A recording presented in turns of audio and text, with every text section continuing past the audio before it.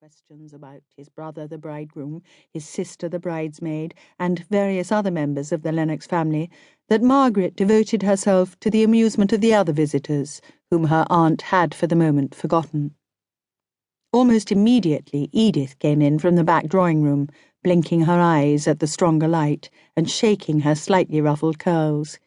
Even in her slumber she had instinctively felt that a Lennox was worth rousing herself for, and she had a multitude of questions to ask about dear Janet, the future unseen sister-in-law.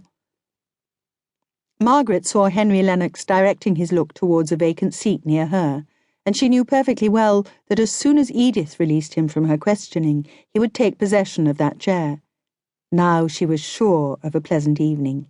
He liked and disliked pretty nearly the same things that she did. Margaret's face was lightened up into an honest open brightness. By and by he came. She received him with a smile which had not a tinge of shyness or self-consciousness in it. "This is your last dinner party, is it not? There are no more before Thursday?" "No. I think after this evening we shall feel at rest, which I'm sure we have not done for weeks. I shall be glad to have time to think. I'm sure Edith will." "I am not so sure about her, but I can fancy you will. Tell me about Helstone. I should like to have some idea of the place you will be living in when 96 Harley Street will be looking dingy and dull and shut up. Is Helstone a village or a town in the first place?" "Oh, only a hamlet. I don't think I could call it a village at all. There's the church and a few houses near it on the green, cottages rather, with roses growing all over them." "And flowering all the year round, especially at Christmas. Make your picture complete," said he. "No," replied Margaret, somewhat annoyed. "I am not making a picture. I am trying to describe Helstone as it really is. You should not have said that." "I am penitent," he answered. "But tell me what the parsonage is like." "Oh, I can't describe my home. It is home, and I can't put its charm into words." "Well then, tell me what you do there. Shall you garden much? That, I believe, is a proper employment for young ladies in the country." "I don't know. I am afraid I shan't like such hard work."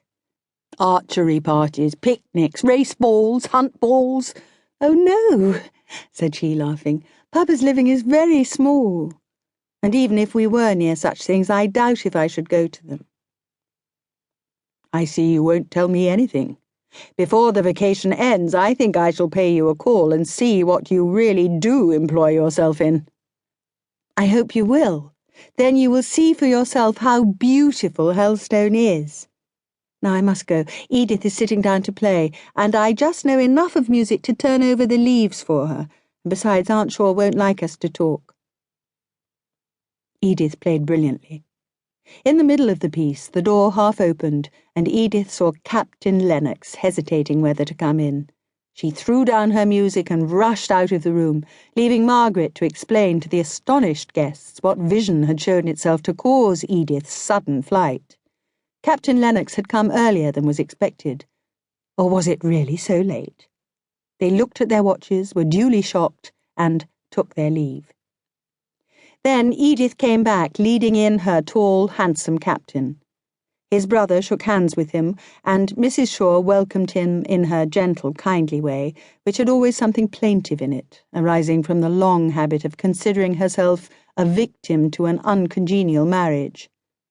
Now that the general being gone, she had every good of life. She had been rather perplexed to find an anxiety, if not a sorrow. She had, however, of late settled upon her own health as a source of apprehension. She had a nervous little cough whenever she thought about it, and some complacent doctor ordered her just what she desired, a winter in Italy. Mrs. Shaw preferred being compelled to gratify herself by some other person's command or desire. She really did persuade herself that she was submitting to some hard external necessity, and thus she was able to moan and complain in her soft manner all the time she was, in reality, doing just what she liked. It was in this way she began to speak of her own journey to Captain Lennox, who assented to all his mother-in-law said, while his eyes sought Edith, who was busying herself in rearranging the tea-table and ordering up